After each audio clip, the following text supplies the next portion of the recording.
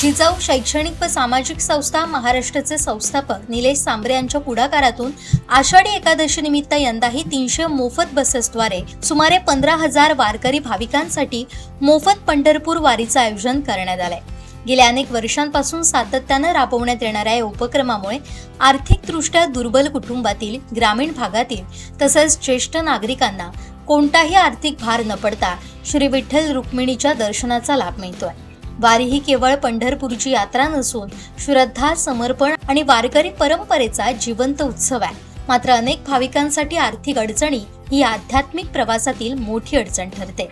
अशा भाविकांच्या मनातील विठ्ठल दर्शनाची आस पूर्ण करण्यासाठी सुरू झालेला हा उपक्रम आज हजारो वारकऱ्यांच्या श्रद्धेला आधार देणारा आणि सेवाभावाची परंपरा जपणारा एक प्रेरणादायी लोक उपक्रम बनलाय। यंदाची पंढरपूर वारी 24 ते 26 जुलै या कालावधीत पार पडणार आहे। राज्याच्या कानाकोपऱ्यातून हजारो वारकरी मोफत बसेसद्वारे तांदुळवाडी इथं एकत्र येतील। त्यांच्या मुक्कामासाठी सुसज्ज व्यवस्था करण्यात आली असून मोफत भोजन, स्वच्छ पिण्याचं पाणी, स्वच्छतागृह, वैद्यकीय सेवा, स्वयंसेवकांचं सहकार्य आणि आवश्यक त्या सर्व सुविधा उपलब्ध असतील। प्रत्येक वारकऱ्याला कोणतीही गैरसोय होऊ नये यासाठी सर्व तयारी पूर्ण करण्यात आली आहे। 25 जुलै रोजी पहाटे विठ्ठल नामाच्या गजरात सर्व वारकरी बसेसने पंढरपूरकडे प्रस्थान करतील। बस स्थानकापासून पायी चालत श्री विठ्ठल रुक्मिणीच्या दर्शनासाठी ते मंदिरात जातील।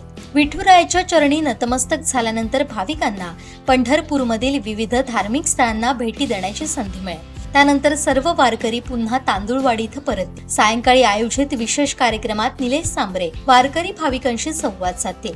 त्यानंतर सर्वांसाठी उपवासाच्या भोजनाची व्यवस्था करण्यात आली आहे। 26 जुलै रोजी सकाळी विठुरायाच्या दर्शनाचा आनंद आणि मनात भक्तीचा अमूल्य ठेवा घेऊन सर्व वारकरी आपल्या गावी परतीच्या प्रवासाला निघतील। संपूर्ण वारी दरम्यान प्रत्येक बससोबत समन्वयक, स्वयंसेवक आणि संपर्क व्यवस्था कार्यरत राहणार आहे। प्रत्येक वारकऱ्याचा प्रवास सुरक्षित, सुरळीत आणि सुखकर व्हावा यासाठी बारकाईनं नियोजन करण्यात आलंय।